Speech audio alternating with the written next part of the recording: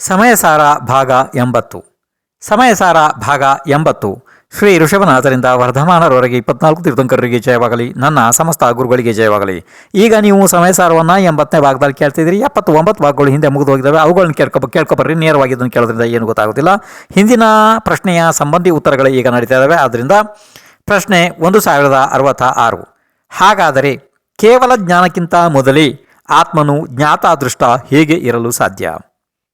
ಉತ್ತರ: ಮೊದಲಿನಿಂದಲೂ ಹೇಳುತ್ತಾ ಬಂದಿರುವುದು ಏನೆಂದರೆ, ಯಾರು ಸ್ವತಂತ್ರವಾಗಿ ಮಾಡುತ್ತಾರೆ ಮತ್ತು ಭೋಗಿಸುತ್ತಾರೆ, ನಿಜವಾಗಿ ಅವರೇ ಕರ್ತ ಮತ್ತು ಭೋಕ್ತ ಇರುತ್ತಾರೆ. ಮತ್ತು ಯಾವಾಗ ಮಿಥ್ಯಾದೃಷ್ಟಿ ರೂಪ ಅಜ್ಞಾನದ ಅಭಾವವಾಗುತ್ತದೆ, ಆಗ ಪರದ್ರವ್ಯದ ಸ್ವಾಮಿತ್ವದ ಅಭಾವವೂ ಆಗುತ್ತದೆ. ಆಗ ತಾವು ಜ್ಞಾನಿಯಾಗಿ ಸ್ವತಂತ್ರವಾಗಿ ಯಾರದು ಕರ್ತ ಭೋಕ್ತ ಆಗಬಾರದು. ಆದರೆ ತಮ್ಮ ನಿರ್ಬಲತೆಯಿಂದ ಕರ್ಮದ ಉದಯದ ಬಲವಂತದಿಂದ ಯಾವ ಕಾರ್ಯ ಆಗುತ್ತದೆ, ಅದಕ್ಕೆ ನಿಜವಾಗಿ ಕರ್ತೃತ್ವ ಭೋಕ್ತೃತ್ವ ಅನ್ನಲು ಬರುವುದಿಲ್ಲ. ಅದು ಅನ್ನಲ್ಪಡುವುದಿಲ್ಲ. ಅದರ ನಿಮಿತ್ತದಿಂದ ಸ್ವಲ್ಪ ಹೊಸ ಕರ್ಮಗಳ ಬಂಧವು ಆಗುತ್ತದೆ. ಆದರೆ ಅದಕ್ಕೆ ಬಂಧದಲ್ಲಿ ಅದನ್ನು ಗಣಿಸಿಲ್ಲ, ಅಂದರೆ ಬಂಧದ ಲೆಕ್ಕದಲ್ಲಿ ಅದನ್ನು ತೆಗೆದುಕೊಂಡಿಲ್ಲ. ಯಾವುದು ಸಂಸಾರವಿದೆ ಅದಂತೂ ಮಿಥ್ಯಾತ್ವವಿದೆ. ಮಿಥ್ಯಾತ್ವದ ಅಭಾವವಾದ ನಂತರ ಸಂಸಾರದ ಅಭಾವವೇ ಆದ ಹಾಗೆ. ಹೇಗೆ ಎಂದರೆ, ಸಮುದ್ರದಲ್ಲಿ ಒಂದು ಹನಿ ನೀರಿನ ಲೆಕ್ಕ ಎಲ್ಲಿ ಇದೆ ಅಲ್ಲವೇ? ಅದೇ ರೀತಿ ಕೇವಲ ಜ್ಞಾನಿಯಂತೂ ಸಾಕ್ಷಾತ್ ಶುದ್ಧ ಸ್ವರೂಪರೇ ಇದ್ದಾರೆ. ಆದರೆ ಶ್ರುತಜ್ಞಾನಿಯೂ ಕೂಡ ಶುದ್ಧ ನಯದ ಅವಲಂಬನೆಯಿಂದ, ಅಂದರೆ ಶುದ್ಧ ನಯದ ಅವಲಂಬನೆಯಿಂದ ಆತ್ಮನನ್ನು ಅದೇ ಪ್ರಕಾರ ಅನುಭವಿಸುತ್ತಾರೆ ಎಂದು ಇಲ್ಲಿ ತಿಳಿಯಬೇಕು. ಕೇವಲ ಇಲ್ಲಿ ಇಷ್ಟೇ ವ್ಯತ್ಯಾಸ ಏನು ಅಂದರೆ, ಪ್ರತ್ಯಕ್ಷ ಮತ್ತು ಪರೋಕ್ಷದ ಭೇದ ಇದೆ. ಕೇವಲ ಜ್ಞಾನದಿಂದ ಅದು ಪ್ರತ್ಯಕ್ಷ ಇದೆ, ಕೇವಲ ಜ್ಞಾನದ್ದು. ಇಲ್ಲಿ ಪರೋಕ್ಷ ಇದೆ ಅಷ್ಟೇ. ಶ್ರುತಜ್ಞಾನಿಗೆ ಜ್ಞಾನ ಶ್ರದ್ಧೆಯ ಅಪೇಕ್ಷೆಯಿಂದ ಜ್ಞಾತಾದೃಷ್ಟಗಳೇ ಇವೆ, ಮತ್ತು ಚಾರಿತ್ರ್ಯದ ಅಪೇಕ್ಷೆಯಿಂದ ಪ್ರತಿಪಕ್ಷಿ ಕರ್ಮದ ಉದಯವು ಎಷ್ಟು ಇರುತ್ತದೆ ಅಷ್ಟು ಘಾತವಾಗುತ್ತದೆ, ಮತ್ತು ಅದನ್ನು ನಷ್ಟಗೊಳಿಸುವ ಪ್ರಯತ್ನ ಕೂಡ ನಡೆದೇ ಇರುತ್ತದೆ. ಯಾವಾಗ ಕರ್ಮದ ಸಂಪೂರ್ಣ ಅಭಾವವಾಗುತ್ತದೆ, ಆಗ ಸಾಕ್ಷಾತ್ ಯಥಾಖ್ಯಾತ ಚಾರಿತ್ರ್ಯವು ಪ್ರಾಪ್ತವಾಗುತ್ತದೆ. ಆಗ ಕೇವಲ ಜ್ಞಾನದ ಪ್ರಾಪ್ತಿಯೂ ಆಗುತ್ತದೆ. ಸಮ್ಯಕ್ ದೃಷ್ಟಿಗೆ ಜ್ಞಾನಿ ಅನ್ನುವುದು ಮಿಥ್ಯಾತ್ವದ ಅಭಾವದ ಅಪೇಕ್ಷೆಯಿಂದಲೇ ಇರುತ್ತದೆ.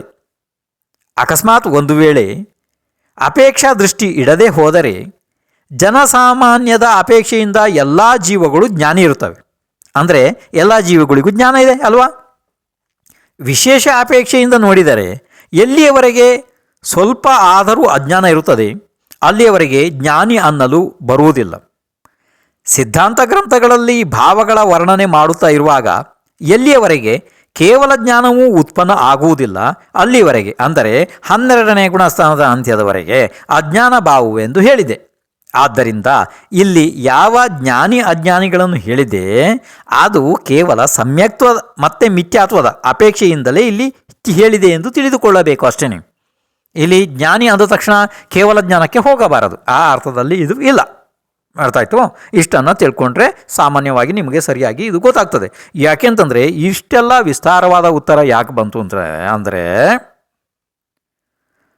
ಕೇವಲ ಜ್ಞಾನ ಆಗೋದಕ್ಕಿಂತ ಮೊದಲು ಆತ್ಮನು ಜ್ಞಾತಾದ್ರಷ್ಟ ಹೇಗೆ ಇರಲು ಸಾಧ್ಯ? ಆ ಪ್ರಶ್ನೆ ಬಂದಿತ್ತು. ಅದಕ್ಕೆ ಇಷ್ಟು ವಿಸ್ತಾರದಲ್ಲಿ ಉತ್ತರ ರೂಪದಲ್ಲಿ ಇದನ್ನು ಹೇಳಬೇಕಾಯ್ತು ಅಲ್ವಾ? ಭಾಳ ವಿಸ್ತಾರ ಆಯಿತು ಇದು. ಇರಲಿ. ಪ್ರಶ್ನೆ 1067. ಯಾರಾದರೂ ಜೈನ ಸಾಧುಗಳು ಆಗಿಯೂ ಕೂಡ ಆತ್ಮನನ್ನು ಸರ್ವತಾ ಏಕಾಂತದಿಂದ ಕರ್ತೃವೆಂದು ಮನಿಸಿದರೆ ಏನು ಆಗುತ್ತದೆ? ಇದಕ್ಕೆ ಉತ್ತರವಾಗಿ ಆಚಾರ್ಯ ಶ್ರೀ ಕುಂದಕುಂದರು ಸಮಯಸಾರ ಮಹಾಶಾಸ್ತ್ರದ ಸರ್ವ ವಿಶುದ್ಧ ಜ್ಞಾನಾಧಿಕಾರದ ಗಾಥಾ ಸಂಖ್ಯೆ 321, 322, 323 ಈ 3 ಗಾಥೆಗಳನ್ನು ಒಂದೇ ಸ್ಥಳದಲ್ಲಿ ಹೇಳಲಿದ್ದಾರೆ. ಕೇಳ್ರಿ. ಲೋಯಸ್ಸ ಕುಣದಿ ವಿಣ್ಣು ಸುರ ನಾರಾಯ ತಿರಿಯ ಮಾಣುಸೇ ಸತ್ತೇ ಸಮಣಾಣಂಪಿಯ ಅಪ್ಪ ಜದಿ ಕುವದಿ ಚವಿ ಹೇ ಕಾಯೇ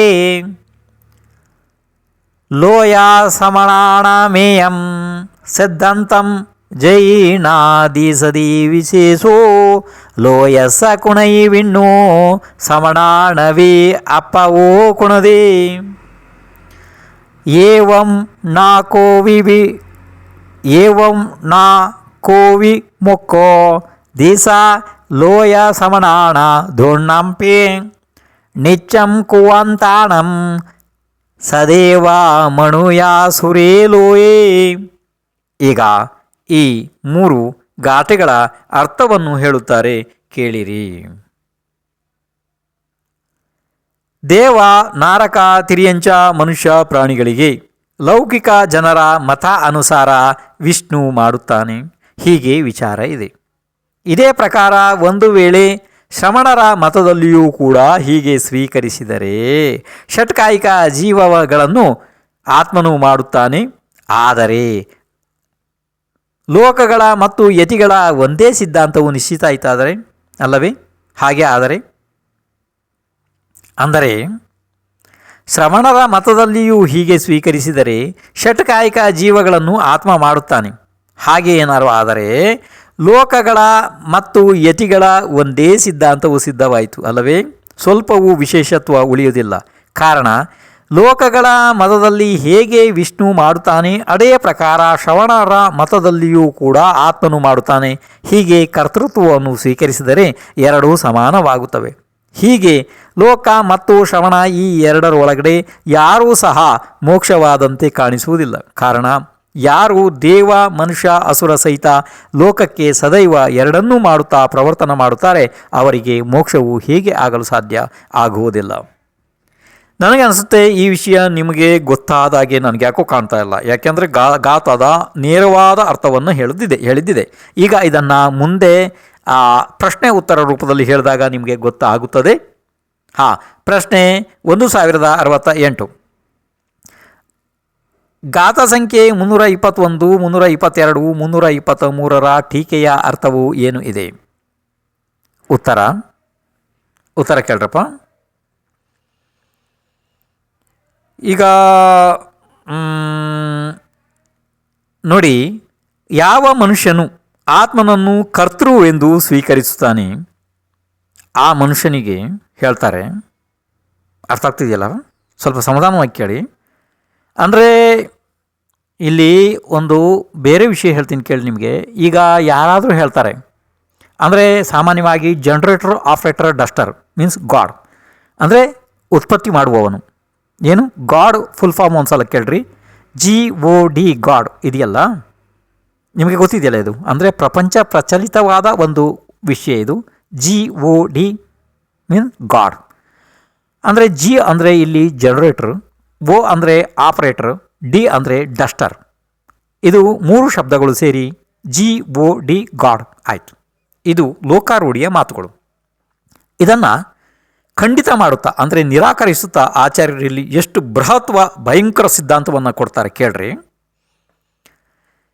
ಯಾವ ಮನುಷ್ಯನು ಆತ್ಮನನ್ನು ಕರ್ತೃ ಎಂದು ಸ್ವೀಕರಿಸುತ್ತಾನೆ ಅವನು ಲೋಕೋತ್ತರನಾದರೂ ಕೂಡ ಲೌಕಿಕತ್ವವನ್ನು ಉಲ್ಲಂಘಿಸುವುದಿಲ್ಲ. ಕಾರಣ ಲೌಕಿಕ ಜನರಂತೂ ಪರಮಾತ್ಮ ವಿಷ್ಣು ಸುರ ನಾರಕ ಆದಿ ಶರೀರಗಳನ್ನು ಮಾಡುತ್ತಾನೆ ಎಂದು ತಿಳಿಯುತ್ತಾರೆ. ಮತ್ತು ಲೋಕೋತ್ತರ ಮುನಿಗಳು ತನ್ನ ಆತ್ಮನೇ ಸುರ ನಾರಕ ಆದಿಗಳನ್ನು ಮಾಡುತ್ತಾನೆ ಹೀಗೆ ಅನ್ಯತಾ ಸ್ವೀಕರಿಸುವುದರಲ್ಲಿ ಎರಡು ಕೂಡ ಸಮಾನನೇ ಆಗ್ತವೆ ಅಲ್ವಾ? ಆದ್ದರಿಂದ ಆತ್ಮನಿಗೆ ನಿತ್ಯ ಕರ್ತೃತ್ವದ ಸ್ವೀಕೃತಿಯಿಂದ ಲೌಕಿಕ ಜನರಂತೆ ಲೋಕೋತ್ತರ ಮುನಿಯೂ ಲೌಕಿಕ ಜನರಂತೆ ಇರುತ್ತಾರೆ. ಇವರಿಬ್ಬರಿಗೂ ಮೋಕ್ಷ ಆಗೋದಿಲ್ಲ. ಹೇಗೆ ಲೌಕಿಕ ಜನರಿಗೆ ಮೋಕ್ಷ ಆಗೋದಿಲ್ಲ, ಈ ರೀತಿ ಆತ್ಮನನ್ನು ಕರ್ತೃ ಎಂದು ಮನ್ನಿಸುವಂತಹ ಮುನಿಗೂ ಕೂಡ ಮೋಕ್ಷ ಆಗುವುದಿಲ್ಲ. ಯಾಕೆಂದರೆ ಲೋಕಾರೂಢಿಯ ಮಾತು ಮತ್ತು ಇವನ ಮಾತು ಎರಡು ಒಂದೇ ರೀತಿ ಇರೋದರಿಂದ ಇಬ್ಬರದ್ದು ಕೂಡ ಮೋಕ್ಷ ಆಗುವುದಿಲ್ಲ. ಇಲ್ಲಿ ಆಚಾರ್ಯ ಇದನ್ನು ಸ್ಪಷ್ಟವಾಗಿ ಹೇಳಿದ್ರು. ಅಂದರೆ ಇದು ನಿಮ್ಗೆ ಅರ್ಥ ಆಗಿಲ್ಲ ಅಂದರೆ ಇನ್ನು ಬೇರೆ ರೂಪದಲ್ಲಿ ಹೇಳ್ತೀನಿ ಕೇಳ್ರಿ. ಪ್ರಶ್ನೆ 1069. ದಿಗಂಬರ ಮುನಿ ಮತ್ತು ಸಾಮಾನ್ಯ ಅಜ್ಞಾನಿ ಜನರ ಅಭಿಪ್ರಾಯ ಒಂದೇ ರೀತಿ ಆದರೆ ಯಾವ ಅನಾಹುತ ಆಗುತ್ತದೆ? ಬಹಳ ಮಹತ್ವಪೂರ್ಣ ಬಿಂದು ಕೇಳ್ರಿ.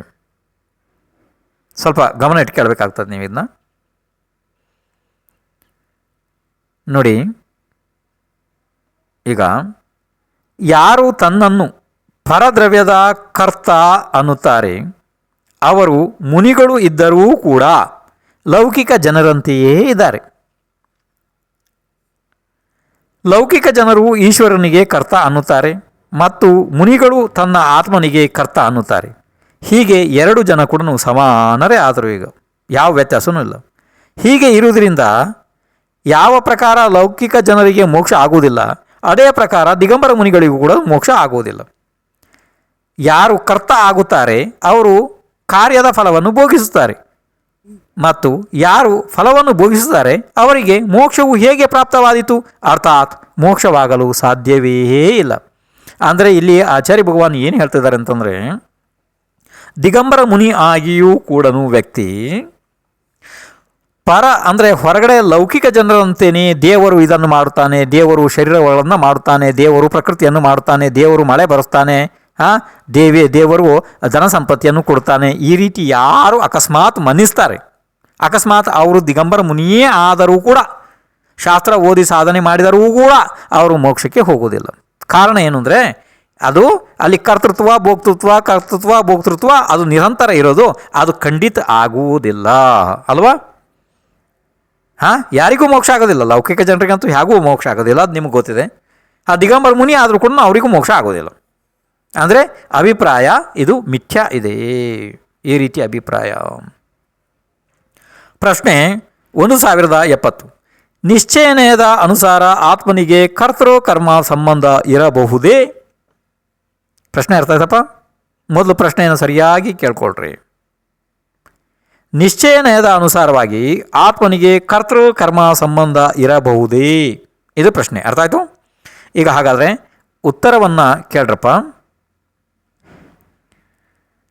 ಪರದ್ರವ್ಯ ಮತ್ತು ಆತ್ಮನಲ್ಲಿ ಯಾವುದೂ ಕೂಡ ಸಂಬಂಧ ಇಲ್ಲ. ಆಗ ಕರ್ತ ಕರ್ಮ ಸಂಬಂಧವು ಹೇಗೆ ಸಾಧ್ಯವಾಗುತ್ತದೆ? ಹೀಗೆ ಇರುವಾಗ ಕರ್ತೃತ್ವವು ಹೇಗೆ ಸಾಧ್ಯವಾದೀತು? ಅರ್ಥಾತ್ ಸಾಧ್ಯ ಆಗುವುದಿಲ್ಲ. ಈಗ ಪ್ರಶ್ನೆ ಕೇಳ್ರಿ. ಪ್ರಶ್ನೆ 1071. ಪರದ್ರವ್ಯವು ನನ್ನದು ಇದೆ ಎಂದು ವ್ಯವಹಾರ ವಚನದಿಂದ ಅನ್ನಲ್ಪಡುತ್ತದೆ ಮತ್ತು ಅಜ್ಞಾನಿಯು ಅದೇ ನಿಶ್ಚಯ ಸ್ವರೂಪವೆಂದು ತಿಳಿದರೆ ಏನು ಅನಾಹುತ ಆಗುತ್ತದೆ? ಪ್ರಶ್ನೆ ಗೊತ್ತಾಯ್ತಪ್ಪ? ಪ್ರಶ್ನೆ ಗೊತ್ತಾಯಿತು? ಪ್ರಶ್ನೆಯನ್ನು ಹಾಗಾದ್ರೆ ಇನ್ನೊಂದು ಸಲ ಕೇಳ್ರಿ, ಯಾಕೆಂದರೆ ಪ್ರಶ್ನೆ ಬಹಳ ಮಹತ್ವಪೂರ್ಣ ಇವೆಲ್ಲ. ಪರದ್ರವ್ಯವು ನನ್ನದು ಇದೆ ಎಂದು ವ್ಯವಹಾರ ವಚನದಿಂದ ಅನ್ನಲ್ಪಡುತ್ತದೆ ಮತ್ತು ಅಜ್ಞಾನಿಯು ಅದೇ ನಿಶ್ಚಯ ಸ್ವರೂಪವೆಂದು ತಿಳಿದರೆ ಏನು ಅನಾಹುತ ಆಗುತ್ತದೆ? ಅದಕ್ಕೋಸ್ಕರ ಆಚಾರ್ಯ ಶ್ರೀ ಕುಂದಕುಂದರು ಸಮಯಸಾರ ಮಹಾಶಾಸ್ತ್ರದ ಸರ್ವ ವಿಶುದ್ಧ ಜ್ಞಾನಾಧಿಕಾರದ ಗಾಥ ಸಂಖ್ಯೆ 324, 325, 326, 327 ಈ ರೀತಿ 4 ಗಾಥೆಗಳನ್ನು ಒಂದೇ ಸ್ಥಳದಲ್ಲಿ ಹೇಳುತ್ತಿದ್ದಾರೆ. ಕೇಳ್ರಿ.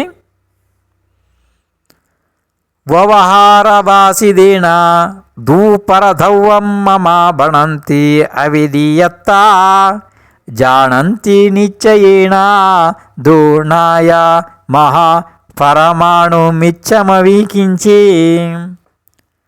ಜಹಾಕೋ ವಿನರೋ ಜಂಪದಿ ಅಮ್ಮಂ ಗಾಮ ವಿಷಯಣ ಯರರಠಂ ನಯಾ ಹೋಂತಿ ತಸ್ಸತಾಣಿ ದೂ ಭಣಂತಿ ಯಾ ಮೋಹೇಣ ಸೋ ಅಪ್ಪ ಏಮೇವಮಿಚ್ಛಾದಿಟ್ಟಿ ನಾಣಿ ನಿಸ್ಸಂಶಯಂ ಹವದಿ ಏಸೋ ಜೋ ಪರದವ್ವಂ ಮಮ ಇದಿ ಜಾಣಂತೋ ಅಪ್ಪಯಂ ಕುಣದಿ ತಮ್ಮಾಣ ಮೇತಿನಿಚ್ಛ ದೋಣ್ಣಾವಿ ಏದಾಣ ಕತ್ತ ವಿವಾಸಾಯಂ ಪರದವ್ವೇ ಜಾಣಂತೋ ಜಾಣಿಜ್ಜೋ ದಿಟ್ಟಿರಾಹಿ ದಾಣಂ. ಈಗ 4 ಗಾಥೆಗಳು ಆದವು ಅಲ್ವಾ? ಈಗ ಹಾಗಿದ್ದರೆ ಈ 4 ಗಾಥೆಗಳ ಅರ್ಥವನ್ನು ಹೇಳುತ್ತಾರೆ, ಕೇಳಿರಿ. ನೋಡಿ, ಯಾರು ಪದಾರ್ಥದ ಸ್ವರೂಪವನ್ನು ತಿಳಿದಿಲ್ಲ ಆ ಪುರುಷರು ವ್ಯವಹಾರದಲ್ಲಿ ಹೇಳಿದ ವಚನದ ಮುಖಾಂತರ ಹೇಳುತ್ತಾರೆ ಏನೆಂದರೆ, ಈ ಪರದ್ರವ್ಯವು ನನ್ನದು ಇದೆ ಮತ್ತು ನಿಶ್ಚಯ ನಯದಿಂದ ಪದಾರ್ಥದ ಸ್ವರೂಪವನ್ನು ತಿಳಿಯುತ್ತಾರೆ. ಅವರು ಹೇಳುವುದು ಏನೆಂದರೆ, ಪರಮಾಣು ಮಾತ್ರವೂ ಸ್ವಲ್ಪವೂ ನನ್ನದು ಏನೂ ಇಲ್ಲ. ವ್ಯವಹಾರದ ಹೇಳುವಿಕೆ ಅಂದರೆ, ಹೇಗೆ ಯಾರಾದರೂ ಪುರುಷರು ಹೇಳುತ್ತಾರೆ, ನಮ್ಮ ಗ್ರಾಮವಿದೆ, ದೇಶವಿದೆ, ನನ್ನ ರಾಜ್ಯದ ದೇಶವಿದೆ, ಅಲ್ಲಿ ನಿಶ್ಚಯದಿಂದ ವಿಚಾರ ಮಾಡಿದರೆ ಆ ಗ್ರಾಮ ಆದಿಗಳು ಅವನವು ಆಗುವುದಿಲ್ಲ. ಆ ಆತ್ಮನು ಮೋಹದಿಂದ ನನ್ನದು ಇದೆ ಎಂದು ಹೇಳುತ್ತಾನೆ.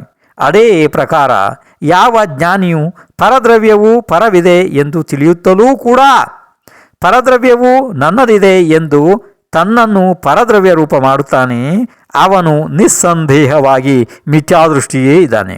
ಆದ್ದರಿಂದ ಜ್ಞಾನಿಯು ಪರದ್ರವ್ಯವು ನನ್ನದು ಅಲ್ಲ ಎಂದು ತಿಳಿದು ಪರದ್ರವ್ಯದಲ್ಲಿ ಈ ಲೌಕಿಕ ಜನರ ಮತ್ತು ಮುನಿಗಳ ಕರ್ತೃತ್ವದ ವ್ಯಾಪಾರವನ್ನು ತಿಳಿದು ಕೂಡ ತಿಳಿಯುವುದು ಏನೆಂದರೆ, ಇವರು ಸ್ಪಷ್ಟ ರೂಪದಿಂದ ಸಮ್ಯಕ್ ದರ್ಶನದಿಂದ ರೈತರಿದ್ದಾರೆ, ಅಂದರೆ ಇವರು ಮಿಥ್ಯಾದೃಷ್ಟಿ ಇದ್ದಾರೆ. ನಿಮಗೆ ಏನಾದ್ರು ಇದು ಗೊತ್ತಾಯಿತು? ಈಗ ಸಾಮಾನ್ಯವಾಗಿ ಇದು ಸರಳವಾಗಿ ಇತ್ತು ಈ ವಿಷಯ. ನಿಮಗೆ ಗೊತ್ತಾದರೆ ಒಳ್ಳೆಯದು, ಇಲ್ಲಾಂದರೆ ಬೇರೆ ರೂಪದಲ್ಲಿ ಹೇಳ್ತೀನಿ ಕೇಳ್ರಿ. ಪ್ರಶ್ನೆ 1072.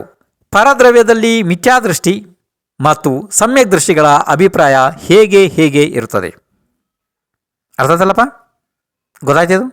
ಹಾಂ, ಈಗ ಉತ್ತರ ಕೇಳ್ರಿ. ವ್ಯವಹಾರದಲ್ಲಿ ಯಾರು ವಿಮೂಢರಿದ್ದಾರೆ ಅವರು ಅಜ್ಞಾನಿ ಇರುತ್ತಾರೆ. ಅವರೇ ಈ ಪರದ್ರವ್ಯಗಳು ನನ್ನವು ಎಂದು ನೋಡುತ್ತಾರೆ, ಹೇಳುತ್ತಾರೆ. ಮತ್ತು ಯಾರು ಜ್ಞಾನಿಗಳಿದ್ದಾರೆ ಅವರು ನಿಜವಾಗಿ ಪ್ರತಿಬುದ್ಧರಾಗಿದ್ದಾರೆ. ಅವರು ಪುದ್ಗಲ ದ್ರವ್ಯವನ್ನು ಕ್ಷಣ ಮಾತ್ರವೂ ನನ್ನದು ಎಂದು ನೋಡುವುದಿಲ್ಲ. ಅದರಿಂದ ಹೇಗೆ ಈ ಲೋಕದ ವ್ಯವಹಾರದಲ್ಲಿ ಮೂಢನಾದವನು ಬೇರೆಯವರ ಊರಲ್ಲಿ ನಿಲ್ಲುವವನು ಈ ಊರು ನನ್ನದು ಎಂದು ಹೇಳುತ್ತಾನೆ, ಹೀಗೆ ನೋಡುವವರಿಗೆ ಮಿಥ್ಯಾದೃಷ್ಟಿ ಅನ್ನುತ್ತಾರೆ. ಅದೇ ಪ್ರಕಾರ ಜ್ಞಾನಿಯು ಯಾವುದೇ ಪ್ರಕಾರದಿಂದ ವ್ಯವಹಾರದಲ್ಲಿ ಮೂಢನಾಗಿ ಈ ಪರದ್ರವ್ಯವು ನನ್ನದು ಇದೆ ಎಂದು ನೋಡಿದರೆ, ಈ ವೇಳೆಯಲ್ಲಿ ಅವನೂ ಪರದ್ರವ್ಯವನ್ನು ಆತ್ಮಸ್ವರೂಪ ಮಾಡಿ ಮಿಥ್ಯಾದೃಷ್ಟಿಯೇ ಆಗುತ್ತಾನೆ. ಅದರಿಂದ ತತ್ವವನ್ನು ತಿಳಿದವನು ಸಹ ಎಲ್ಲ ದ್ರವ್ಯಗಳು ನನ್ನವು ಅಲ್ಲ ಎಂದು ತಿಳಿದು ಲೌಕಿಕ ಜನರು ಮತ್ತು ಶ್ರಮಣರು ಎರಡೂ ಜನರಿಗೂ ಪರದ್ರವ್ಯದಲ್ಲಿ ಕರ್ತೃತ್ವದ ನಿಶ್ಚಯವಿದ್ದರೆ ಅವನಿಗೆ ಸಮ್ಯಕ್ ದರ್ಶನವಿಲ್ಲವೆಂದು ಆಗುತ್ತದೆ. ಹೀಗೆ ನಿಶ್ಚಯದಿಂದ ಇಲ್ಲಿ ತಿಳಿಯಬೇಕು. ಅಂತಂದರೆ ಇಲ್ಲಿ ಬೇರೆ ರೂಪದಲ್ಲಿ ಇನ್ನೊಂದು ರೀತಿಯಲ್ಲಿ ನಿಮಗೆ ಹೇಳ್ತೀನಿ, ಅದು ಅರ್ಥ ಆಗಿಲ್ಲ ಅಂದರೆ ಇನ್ನೊಂದು ರೂಪದಲ್ಲಿ ಹೇಳ್ತೀನಿ, ಸ್ವಲ್ಪ ಸಮಾಧಾನವಾಗಿ ಕೇಳ್ತಾ ಹೋಗ್ರಿ. ಪ್ರಶ್ನೆ 1073. ಯಾರಾದರೂ ಸ್ವಲ್ಪ ಜ್ಞಾನ ಸಂಪಾದಿಸಿ ವ್ಯವಹಾರದಲ್ಲೇ ಮೋಹಿ ಆದರೆ ಅವರನ್ನು ಜ್ಞಾನಿ ಆದವನು ಏನೆಂದು ತಿಳಿಯುತ್ತಾನೆ? ಗೊತ್ತಾಯ್ತಪ್ಪ? ಅಂದರೆ ಅಲ್ಪ ಸ್ವಲ್ಪ ಜ್ಞಾನವನ್ನು ಯಾರಾದರೂ ಸಂಪಾದನೆ ಮಾಡಿ ಆ ಜ್ಞಾನದ ಬಲದಿಂದ ವ್ಯವಹಾರದಲ್ಲೇ ಮೋಹಿ ಆಗಿ ಇದ್ದರೆ ಆ ಮೋಹಿ ಮನುಷ್ಯನನ್ನು ಜ್ಞಾನಿಯಾದ ಮನುಷ್ಯನು ಹೇಗೆ ತಿಳಿಯುತ್ತಾನೆ? ಆ ರೀತಿ ಪ್ರಶ್ನೆ. ಉತ್ತರ ಕೇಳ್ರಪ್ಪ. ಜ್ಞಾನಿಯಾಗಿಯೂ ಸಹ ವ್ಯವಹಾರದಿಂದ ವಿಮೋಹಿ ಆಗಿದ್ದರೆ ಅವರು ಲೌಕಿಕ ಜನರೇ ಇರಲಿ ಅಥವಾ ಬೇಕಾರೆ ಮುನಿಗಳೇ ಇರಲಿ, ಅವರು ಇಬ್ಬರಿಗೂ ಕರ್ತೃತ್ವ ಇದೆ. ಆಗ ಅವರು ಮಿಥ್ಯಾದೃಷ್ಟಿಯೇ ಇದ್ದಾರೆ, ಮಿಥ್ಯಾದೃಷ್ಟಿಯೇ ಆಗುತ್ತಾರೆ. ಈ ರೀತಿ ಜ್ಞಾನಿಯು ಅವರನ್ನು ಮಿಥ್ಯಾದೃಷ್ಟಿ ಎಂದು ತಿಳಿಯುತ್ತಾನೆ. ನೋಡಿ, ಯಾರಿಗೆ ಈ ಪರದ್ರವ್ಯಗಳು ನಮ್ಮವು ಅಲ್ಲ, ಇದು ಪ್ರತ್ಯಕ್ಷ ಗೋಚರನೇ ಇದೆ ಅಲ್ವಾ? ಆದರೂ ಕೂಡ ಯಾರು ಪರದ್ರವ್ಯವನ್ನು ನನ್ನದು ಎನ್ನುತ್ತಾರೆ ಅವರು ಬೇಕಾದರೆ ಅಂದರೆ ಸಾಮಾನ್ಯ ಜನರೇ ಇರಲಿ ಅಥವಾ ದಿಗಂಬರ ಮುನಿ ವೇಷಧಾರಿಯೇ ಇರಲಿ, ಅವರು ಇಬ್ಬರನ್ನೂ ಕೂಡ ಜ್ಞಾನಿ ಆದಂತಹ ಮನುಷ್ಯ ಇವರು ಇಬ್ಬರೂ ಮಿಥ್ಯಾದೃಷ್ಟಿ ಅಂತಲೇ ತಿಳಿತಾನೆ. ಅರ್ಥ ಆಯಿತು? ಇದು ಇಲ್ಲಿ ಸಂಕ್ಷಿಪ್ತವಾಗಿ ಭಾವಾರ್ಥ ಹೇಳಬೇಕು ಹೇಳಿದ್ದಾಯಿತು. ಆದರೆ ಇಲ್ಲಿ ವಿಸ್ತಾರವಾಗಿ ಹೇಳೋದು ಇನ್ನೂ ಸಾಕಷ್ಟಿತ್ತು, ಆದರೆ ಈ ಭಾಗದಲ್ಲಿ ಈ ಸಮಯ ಆಗೋದಿಲ್ಲ. ಇನ್ನು ನಿಮಗೆ ಅರ್ಥ ಆಗಿಲ್ಲ ಅಂದರೆ ಹೇಳ್ರಿ, ಇನ್ನು ಮುಂದಿನ ಭಾಗದಲ್ಲಿ ಬೇರೆ ರೂಪದಲ್ಲಿ ಹೇಳೋದಕ್ಕೆ ಪ್ರಯತ್ನ ಮಾಡ್ತೀನಿ. ಈಗ ಹೋಗಿ ಬರ್ರಿ, ಇರಲಿ.